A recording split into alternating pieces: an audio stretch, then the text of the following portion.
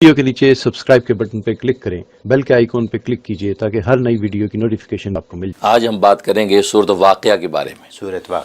سورۃ واقعہ یہ جو ہے نزول کے اعتبار سے اس کا 46 نمبر ہے اور جو ہے تدوین کے اعتبار سے 56 نمبر ہے، اور یہ مکی صورت ہے، یعنی ہجرت مدینہ سے پہلے نازل ہوئی ہے اور اس کو سورۃ واقعہ نام رکھا گیا ہے۔ اصل میں واقعہ کہتے ہیں ایسے حادثے کی خبر جو وارد ہو چکا ہو یا اس کا ہونا یقینی ہو، اس کو واقعہ کہتے ہیں۔ ظاہر ہے کہ یہ واقعہ یہاں پہ جو کہا گیا ہے یہ قیامت کو کہا گیا ہے، جو ہونے والا ہے، ہونے والا اور یقینی ہونے والا ہے، اس لیے اس کو واقعہ کہتے ہیں۔ اور اس کا نام سورۃ واقعہ کا واقعہ اس لیے رکھا گیا کہ خود اللہ تبارک و تعالی نے پہلی آیت میں سورۃ واقعہ کو واقعہ کا اذا وقعت الواقعہ، جب وہ واقعہ واقع ہو چکا، تو گویا کہ چونکہ قیامت کو واقعہ آپ نے کہا، اور اللہ تبارک و تعالیٰ کی سنت ہے کہ بس اوقات پہلی آیت یا پہلے لفظ سے ہی اس سورت کا نام تجویز کر دیتے ہیں۔ اور یہ بات آپ جانتے ہیں کہ صورتوں کے نام بھی توقیفی ہیں، یعنی خود وحی کے ذریعے سے سرکار دو عالم صلی اللہ علیہ وسلم کو بتلائے گئے ہیں، لہٰذا نبی پاک صلی اللہ علیہ وسلم وہی کاتبین وحی کو کہہ دیتے اور کاتبین وحی لکھ دیتے تھے۔ تو اللہ تبارک و تعالی اس کا نام واقعہ رکھا کیونکہ پہلی آیت میں لفظ واقعہ آیا ہے۔ اور باقی جہاں تک اس کے جو مضامین کا تعلق ہے تو یہ عجیب و غریب صورت ہے۔ اس میں اللہ تبارک و تعالی نے وقوع قیامت کا دعویٰ فرمایا کہ قیامت ہوگی، یعنی یقیناً یہ واقعہ ہونے والا ہے۔ اس پر جو ہے 4 دلائل عقلی پیش کیے ہیں، عقلی دلائل کے ذریعے سے ثابت کیا ہے اللہ تبارک و تعالی نے کہ وہ یقیناً ہوگا۔ اور عقلی دلائل سے مراد یہ ہے کہ یہ زمین و آسمان کی تخلیق اور اس کے اندر جو نعمتیں پیدا کی ہیں، زمین سے جو اللہ نے باغات اور پھل پھول اگائے ہیں، آسمانوں سے بارشیں برسائی ہیں اور انسانوں کے وجود کی نعمتیں دی ہیں، تو یہ ساری کی ساری اللہ نے اس میں ذکر کی ہے مختلف انداز سے، اور فرمایا کہ جب اللہ تبارک و تعالیٰ ان چیزوں کے پیدا کرنے اور ان کے پھل پھولنے پر قادر ہے تو اللہ تبارک و تعالیٰ تمہیں دوبارہ زندہ کرنے پہ قادر کیسے نہیں ہے؟ تو یقیناً پیدا کر سکتا ہے۔ جو زمین سے کوئی بے جان دانے کو زندہ درخت اور پودا بنا کے اگا سکتا ہے تو کیا زمین سے تمہیں مردہ کو زندہ نہیں کر سکتا؟ یقیناً کر سکتا ہے۔ تو اس انداز سے ذکر فرمایا، اور پھر اللہ تبارک و تعالی نے 3 طرح کے گروہوں کا ذکر کیا کہ ظاہر ہے کہ یہ جب یہ عنوان سامنے آیا کہ وقوع قیامت ہوگا تو 3 طرح کے لوگ سامنے آئے کہ بعض ماننے والے، بعض نہ ماننے والے، اور بعض ماننے میں اتنا آگے چلے گئے کہ سبقت لے گئے۔ تو اس سے اللہ نے 3 طرح کے لوگ ذکر کیے۔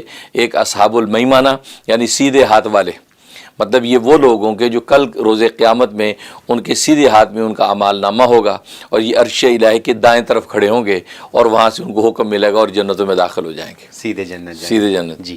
اور دوسری طرف جو ہے وہ اصحاب المشامہ کا ذکر کیا، یعنی الٹے ہاتھ والے، یہ وہ لوگ ہوں گے جن کے الٹے ہاتھ میں اعمال نامہ ہوگا اور یہ عرش الہی کی الٹی سائڈ پہ کھڑے ہوں گے اور ان کے لیے جہنم کے اندر ان کو دھکیل دیا جائے گا۔ اچھا۔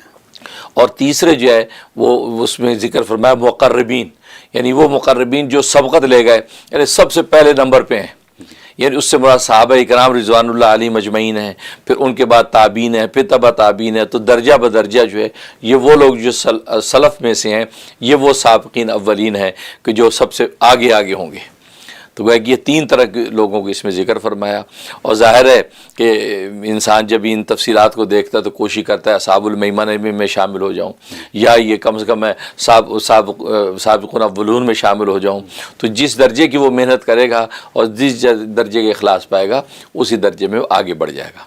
تو یہ سورہ واقعہ کے اندر حقائق بیان کیے۔ اس سے پہلے سورۃ الرحمن کے اندر جو ہے وہ اللہ نے جو اپنی نعمتیں کی ذکر کی اور ان کو 31 دفعہ فبأي آلاء ربكما تكذبان کہہ کے اعتراف نعمت کروایا، اور انہی نعمتوں کی تفصیل اور تتمہ اس صورت کے اندر واضح کیا گیا ہے کہ آخرت کے اندر بھی کس انداز سے اللہ تبارک و تعالی نعمتیں تقسیم کریں گے۔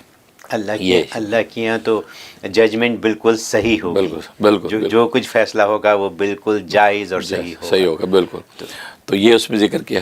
اور جہاں تک اس کے فضائل و فوائد کا تعلق ہے تو عبداللہ ابن مسعود رضی اللہ عنہ کی روایت ہے، فرماتے کہ میں نے خود رسول اللہ صلی اللہ علیہ وسلم سے سنا کہ آپ نے ارشاد فرمایا کہ جو ہر رات سورۃ واقعہ کی تلاوت کرے گا اس کو فقر و فاقہ کبھی نہیں ستائے گا۔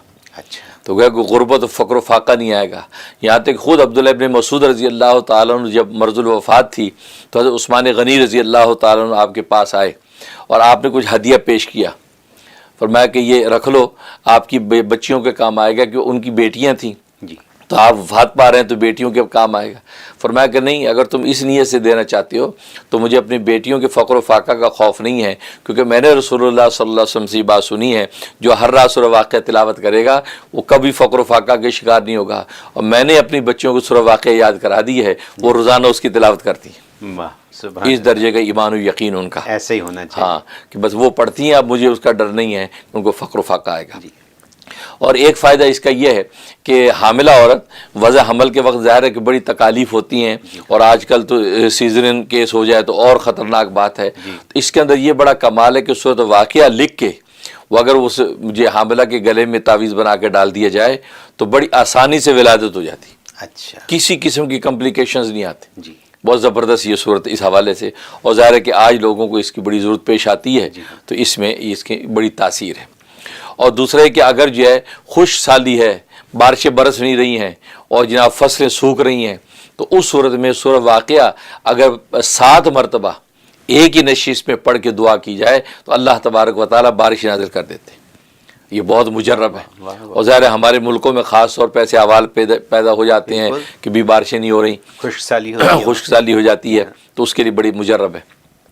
دوسرا ہے کہ اگر بارشیں بہت زیادہ ہو رہی ہیں، اتنی ہو رہی ہیں کہ فصلیں تباہ ہو رہی ہیں، اور ایسا ہوتا ہے بس اوقات. اب ہمارے پاکستان میں خاص طور کراچی کے اندر زیادہ بارشیں ہو جائیں تو نالے ابل جاتے ہیں، روڈ بند ہو جاتے ہیں، کتنے پریشانی، کیا کریں. تو اس صورت میں فرمایا کہ 5 مرتبہ اگر صورت واقع ایک ہی نشست میں بیٹھ کے تلاوت کر کے دعا کریں تو اللہ تبارک و تعالیٰ بارشیں روک دیتے ہیں. یہ بہت مجرب اس کے اندر یہ تاثیر موجود ہے. اور اس کے علاوہ ایک تاثیر اس کی ہے کہ اگر کوئی چاہتا ہے کہ مجھے کبھی فقر و فاقہ زندگی میں نہ آئے تو ایک مرتبہ ایک ہی نشست میں بیٹھ کے 41 مرتبہ اگر اس کی تلاوت کر لے گھر میں اور کر کے دعا کر لے تو اللہ تبارک و تعالیٰ ہمیشہ ہمیشہ کے لیے اس گھر سے فقر و فاقہ اٹھا لیتے ہیں. یعنی زندگی بھر کا سودا ہو جائے. زندگی بھر کا سودا ہو جاتا. جی یہ تو ایک ہی مرتبہ کیا آپ نے عمل تو زندگی بھر کے لیے فقر و فاقہ سے نجات ہو گئی. جی. تو کیا یہ بھی کلیکٹیولی بھی کر سکتے ہیں یا ایک ہی آدمی کا کرنا ضروری؟ ویسے تو ایک کا لکھا ہے لیکن کلیکٹیولی کر لیں، اچھا نفع سے خالی نہیں ہے. تو 3-4 مل کے 5-6 مل کے کر لیں 41 مرتبہ، تو انشاءاللہ یہ ایسا اس کے اندر نفع موجود ہے. اور جہاں تک اس کے خواب میں تعبیر کا تعلق ہے، حضرت عمر رضی اللہ تعالیٰ فرماتے ہیں کہ یہ شخص جو ہے دین دنیا کی نعمتیں پائے گا اور آخرت کے اعتبار سے یہ قطر پریشان نہیں ہوگا. اللہ تبارک و تعالیٰ دنیا میں بھی اس کو نعمتیں دیں گے اور آخرت کے اندر جو ہے اس کے لیے جنت کے دروازے کھول دے گا، آسانی سے اس کی بخشی ہوگی. اور ایک مطلب یہ ہے کہ یہ اس کو توبہ کی توفیق ہوگی. جو اس کے خلوت یا جلوت کے گناہ ہیں اس کے توبہ کا احساس جب پیدا ہوگی یہ توبہ کرے گا اور اللہ اس کی توبہ قبول کر لیں گے اور دنیا میں نیکی والی زندگی دیں گے اور یہ کبھی گمراہ نہیں ہوگا. یہ ایک اس کا فائدہ. اور تیسرا فائدہ ہے کہ اللہ اس کے لیے دین دنیا کی نعمتیں دنیا کے اندر کھول دیں گے اور دنیا اس کے لیے آسان کر دیں گے اور فقر و فاقہ بھی اس شخص کے پاس نہیں آئے گا. یہ اس کے خواب میں تعبیر ہے.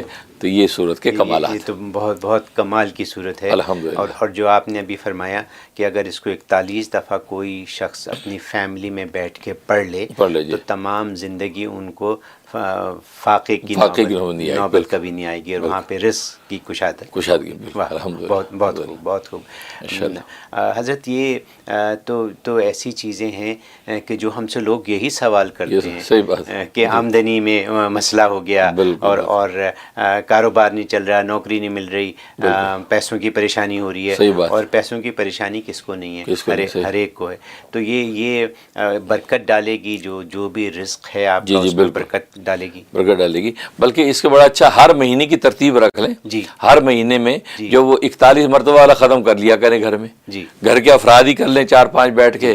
تو ہر مہینے تاریخ رکھ کے پہلی جمعرات چاند کی مہینے کی پہلی جمعرات آئے تو طے کر لیں کہ جو نوچندی کی پہلی جمعرات اس میں بیٹھ کے ہم یہ اس کی تلاوت کر لیا کریں گے. تو 41 مرتبہ تو مہینے کے مہینے رکھیں تو دیکھیں رزق کی فراوانی دوسروں کو بانٹنے والے بن جائیں گے. یہ انشاءاللہ فائدہ ہوگا.